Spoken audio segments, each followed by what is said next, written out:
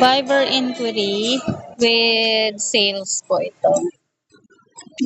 Start tayo ngayong week po. Bali po ito.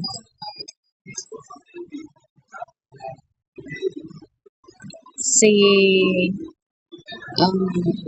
Maverick. Bali po nag-payment siya si Maverick at si Honda. Si Maverick po is worth 33,000. Then si Honda naman po is 10,100. Ongoing po yung order nito. Then ito naman po si Ma'am HR Eliza.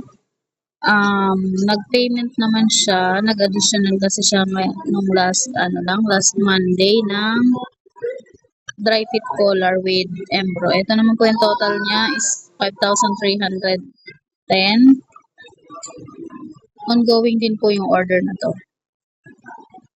Then, ito po, si Sir Robert ng Solaritech is 1,060 po yung total ng niya. Nag-walk-in po siya.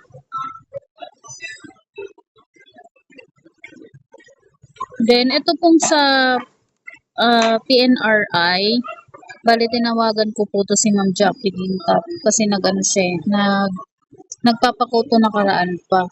So, tinawagan ko siya. Then, nag-send naman po ng PO, ito sa Sir Vincent, magkasama lang po ito.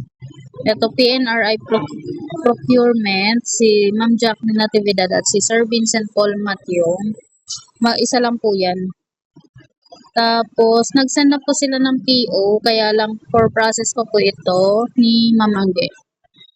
May pinapa-fill upan pa po. So, maku-convert din po ito into sales. Worth of, naman po ito? 11,000.